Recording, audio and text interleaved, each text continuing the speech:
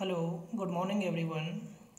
आज हम बात करने वाले हैं एक नए टॉपिक की जिसका नाम है राष्ट्रीय पाठ्यचर्या रूपरेखा 2005।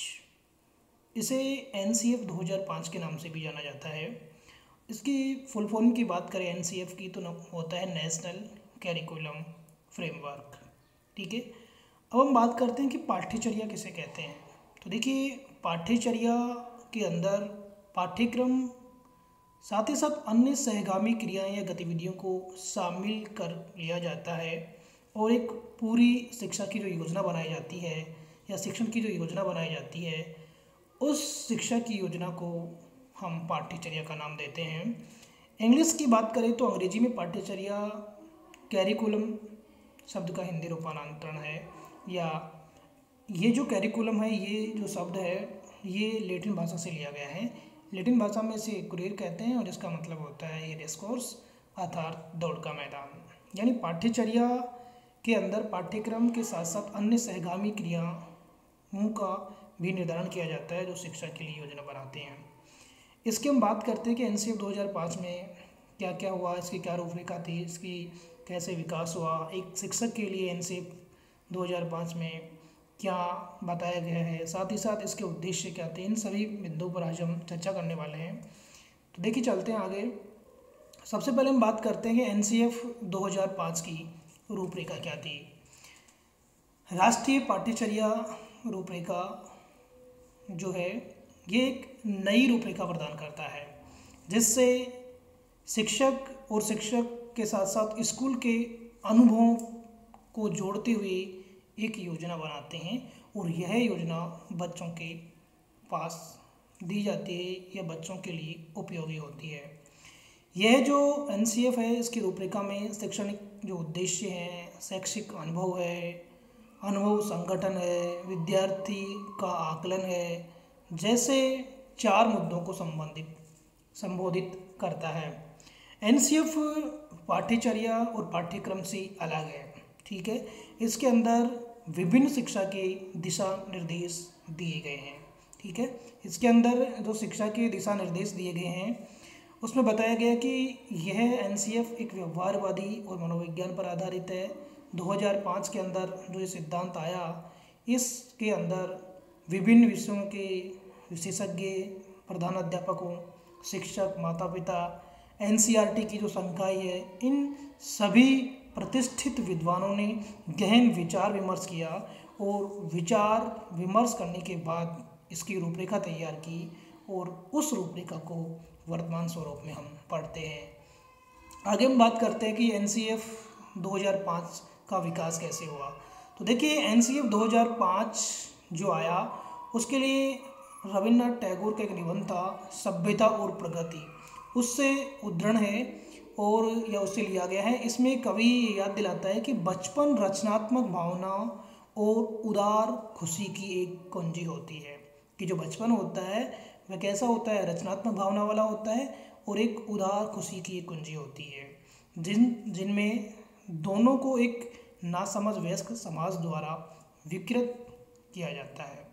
ठीक है। अब हम बात करते हैं इसका विकास कैसे हुआ। तो ये एक नेशनल स्टीयरिंग कमेटी थी। इसके अध्यापना या इसकी जो अध्यक्षता है वो प्रोफेसर यशपाल ने की थी। 7 सितंबर 2005 को central advisory board of education, जिसको CEBE कहते हैं, उन्होंने चर्चा करते हुए तो इसको पारित किया गया। तो अगर आपसे पूछा जाता है कि एनसीएफ 2005 कब पारित हुआ, तो एनसीएफ 2005 7 सितंबर 2005 को पारित हुआ। इसके अंदर हम बात करें तो शिक्षा के अंदर गुणवत्ता सुधार एवं प्रौद्योगिकी, इस पर आवश्यक बल दिया गया। अब प्रौद्योगिकी की बात करें तो शिक्षा के अंदर जो नई नई प्रायोजित योजनाएं होनी चाहिए, शैक्षिक प्रौद्योगिकी होनी चाहिए, कंप्यूटर शिक्षा या कंप्यूटर साक्षरता, इसका भी ध्यान रखा गया। तो ये इन सभी शैक्षिक गुणवत्ता, शैक्षिक प्रौद्योगिकी, कंप्यूटर साक्षरता, इन सब के लिए 7 सितंबर 2005 को central advisory board of education यानी CEBE ने चर्चा करती हुई और इसको पारित किया गया। तो ये किससे लिया गया, तो ये रविन्द्रनाथ टैगोर के निबंध था सभ्यता और प्रकृति, उससे लिया गया है, जिसके अंदर बचपन के उदार खुशी की एक कुंजी बताए गए हैं। ठीक है। आगे चलते हैं हम। हम बात करते हैं कि एनसीएफ 2005 में शिक्षक की क्या भूमिका होती है। तो देखिए, एनसीएफ 2005 यानी राष्ट्रीय पाठ्यचर्या रूपरेखा 2005, इसका जो निर्माण करती है वो करती है एनसीईआरटी। ठीक है, और ये एनसीईआरटी समय समय पर इसकी समीक्षा करती रहती है। अब हम बात करते हैं कि जब ये बना था उस समय इसके तत्कालीन निदेशक कौन थे। तो बनने का जो कार्य है, बनाने का जो कार्य क्या था, उस समय तत्कालीन निदेशक थे इसके प्रोफेसर कृष्ण कुमार। ठीक है, प्रोफेसर कृष्ण कुमार के नेतृत्व में एनसीएफ 2005 बनी, और एनसीएफ 2005 को बनाने का जो काम करती है वो एनसीईआरटी करती है। समय समय पर इसकी समीक्षा करती रहती है, इसमें परिवर्तन या कुछ नए बदलाव की गुंजाइश अगर होती है तो वो करती है। पूछा जाए एनसीएफ 2005 की अध्यक्षता किसने की थी, तो इसकी अध्यक्षता यशपाल कमेटी में प्रोफेसर यशपाल ने की थी। ठीक है, और ये किसकी एडवाइजरी से आया, तो सेंट्रल एडवाइजरी या CAB ने इसको पारित किया था 7 सितंबर 2005 को। अब हम बात करते हैं कि शिक्षक की क्या भूमिका होती है। तो देखिए, एनसीएफ 2005 है, ये जो शिक्षा है ये बाल केंद्रीय शिक्षा है पर बल देता है। एनसीएफ 2005 रटन प्रणाली से निजात पाने के लिए करता है, परीक्षा में सुधार करने के लिए, जेंडर, जाति, धर्म आदि के आधार पर जो भेदभाव हो रहा है उसको समाप्त करने की बात भी एनसीएफ 2005 में की गई है। शोध आधारित दस्तावेज तैयार करने के लिए 21 राष्ट्रीय फोकस समूह बने जो विभिन्न विषयों पर केंद्रित थे। इसके नेतृत्व की जिम्मेदारी संबंधित क्षेत्र के विषय विशेषज्ञों को दी गई। ठीक है, तो इसके अंदर जो हम बात करें तो रटन विद्या है, बाल केंद्रीय शिक्षा है, परीक्षा प्रणाली में सुधार है, जेंडर, जाति, धर्म आदि के आधार पर जो भेदभाव है इसको दूर करने के लिए एक तैयार किया गया था एनसीएफ 2005, और इसके अंदर जो विभिन्न दस्तावेज है उस पर 21 राष्ट्रीय फोकस समूह बने और जो विभिन्न विषयों पर केंद्रित था उसके लिए कार्य करते जो विषय के विशेषज्ञ थे। आगे हम बात करते हैं कि एनसीएफ 2005 के अनुसार शिक्षा के लक्ष्य क्या हो सकते हैं। ठीक है, कि एनसीएफ 2005 शिक्षा के क्या लक्ष्य निर्धारित करता है, इसके ऊपर हम बात करते हैं। तो देखिए, पहला इसका लक्ष्य है कि इसके अनुसार शिक्षा का लक्ष्य किसी बच्चे के लिए स्कूली जीवन को उसके घर, आस पड़ोस के जीवन से जोड़ना, यानी स्कूली शिक्षा को बालक के घर, परिवार और आस पड़ोस का जो जीवन है उससे जोड़ना एनसीएफ 2005 का लक्ष्य था। ठीक है, इसके लिए बच्चों के स्कूल में अपने बाहरी अनुभव के बारे में बताना, और जो बाहरी अनुभव है बच्चों के वो अनुभव बच्चे स्कूल में शिक्षक के सामने शेयर करें। इसके लिए उसको मौका दिया जाए, टीचर उसकी सुने, ताकि बच्चे को लगे कि शिक्षक उसकी बात को तवज्जो दे रहा है। यानी कुल मिला के कह सकता है कि पहला इसका लक्ष्य ये था कि स्कूली शिक्षा बालक के जीवन से जुड़ी हुई होनी चाहिए, बालक को अपने अनुभव एक शिक्षक के सामने शेयर करने चाहिए, उसको मौका दिया जाना चाहिए। इसकी बात करता है एनसीएफ 2005 के अंदर इसका लक्ष्य रखा गया था। अब हम बात करते हैं इसके दूसरे लक्ष्य की।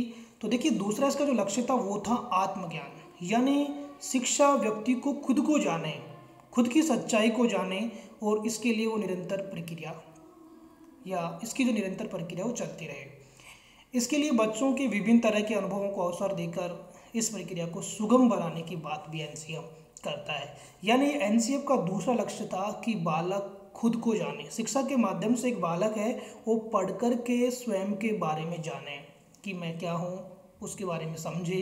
इसका भी एक लक्ष्य एनसीएफ के अंदर रखा गया था। अब हम बात करते हैं कि शिक्षा के तीसरे लक्ष्य की बात करें। तो देखो, शिक्षा एनसीएफ 2005 है, उसका लक्ष्य क्या था। तो इसका तीसरा लक्ष्य था कि साध्य और साधन दोनों के सही होने वाले मुद्दे पर चर्चा की गई। कहा गया कि मूल्य शिक्षा अलग से न होकर पूरी शिक्षा की पूरी प्रक्रिया में शामिल होनी चाहिए, तभी हम बच्चों के सामने सही उदाहरण पेश कर सकते हैं। यानी बात करें तो मूल्य शिक्षा को शिक्षा में ही शामिल करने की वकालत करता है एनसीएफ 2005, और इसका लक्ष्य भी रखा गया। अब बात करते हैं कि एनसीएफ 2005 के अगले वाले लक्ष्य।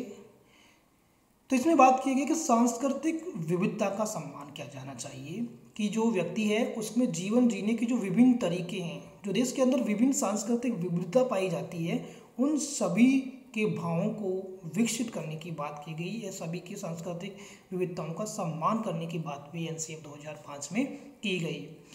अब हम बात करते हैं अगले लक्ष्य की तो वो है कि व्यक्तिक अंतर को स्वीकार करने की बात की गई कि प्रत्येक जो बालक है उसके अंदर अलग अलग तरह की क्षमताएं होती है, अलग अलग तरह के कौशल होते हैं। तो प्रत्येक बालक को अपने कौशल को व्यक्त करने के लिए मौका दिया जाना चाहिए ताकि वह अपने कौशल को स्कूल के सामने, शिक्षक के सामने प्रस्तुत करे। जैसे हम बात कर सकते हैं व्यक्तिक अंतर की बात, कोई बच्चा कला के अंदर प्रवीण हो सकता है, कोई संगीत के अंदर हो सकता है, कोई नाटक के अंदर हो सकता है, कोई चित्रकला के अंदर हो सकता है, कोई बच्चा साहित्य के अंदर हो सकता है, कई बच्चे नृत्य के बारे में हो सकता है, कई बालकों को प्रकृति के बारे में अनुभव हो सकते हैं, ज्ञान हो सकता है। तो उन सभी व्यक्तिक विभिन्नताओं का सम्मान किया जाना चाहिए या उन सभी बालकों की क्षमताओं और कौशलों को आगे बढ़ने का मौका भी दिया जाना चाहिए। ये भी बात करता है एनसीएफ 2005।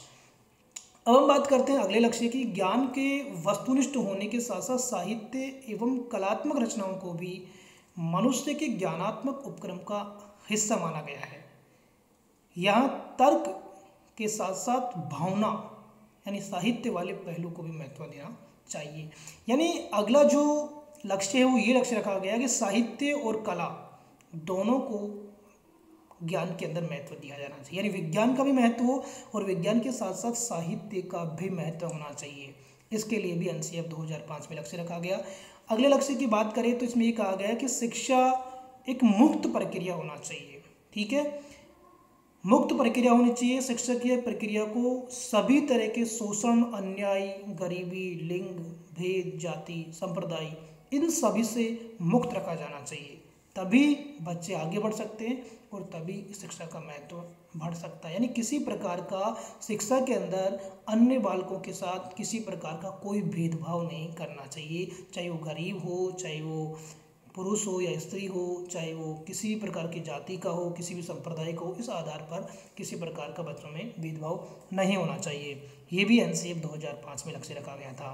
अगले लक्ष्य की बात करें तो अगला जो लक्ष्य था वो ये था कि 8वीं बिंदु जो बात करें तो कि स्कूल में पढ़ने पढ़ाने के काम के लिए अच्छा माहौल होना चाहिए। यानी जब अच्छा माहौल होगा तभी बच्चे स्कूल के अंदर, विद्यालय में सीख सकते हैं और बच्चे अपने विचारों को शिक्षक के सामने प्रस्तुत कर सकते हैं या अपने विचारों को रखने का मौका मिल सकता है। तो इसलिए एनसीएफ 2005 ये भी कहता है कि स्कूल का जो माहौल है वो बहुत अच्छा होना चाहिए ताकि बच्चों का पढ़ने के प्रति रुझान बढ़े और बच्चे स्वाभाविक रूप से कक्षा में सीखे। आगे बात करते हैं अगले इसके लक्ष्य की। वो ये है कि देश के ऊपर गर्व की भावना भी विकसित होनी चाहिए ताकि देश का प्रत्येक व्यक्ति इससे जुड़ाव महसूस करे और देश के प्रति या राष्ट्र के प्रति गौरव की भावना प्रत्येक व्यक्ति में होनी चाहिए। तो इसलिए भी जो एनसीएफ 2005 है वो इसका भी लक्ष्य मानता है कि देश के प्रति प्रत्येक व्यक्ति में गौरव का महसूस होना चाहिए, गौरव मानना चाहिए। इसके लिए भी एनसीएफ 2005 लक्ष्य रखता है। तो इस प्रकार से आज हमने बात की कि एनसीएफ 2005 की रूपरेखा क्या थी, एनसीएफ 2005 का विकास कैसे हुआ, एनसीएफ 2005 के अंदर शिक्षक की क्या भूमिका थी, एनसीएफ 2005 के लक्ष्य क्या रखे गए। इन सभी बिंदुओं पर आज हमने बात की और बड़े विस्तार से बात की कि पहलुओं को हमने समझा। तो देखिए एनसीएफ 2005 यानी नेशनल कैरिकुलम फ्रेमवर्क, राष्ट्रीय पाठ्यचर्या रूपरेखा 2005, ये सभी परीक्षाओं के लिए बहुत महत्वपूर्ण माना जाता है। तो इसलिए आप इस वीडियो को बड़े ध्यान से सुनिए, समझिए और सीखिए कि एनसीएफ 2005 क्या होता है। Thank you.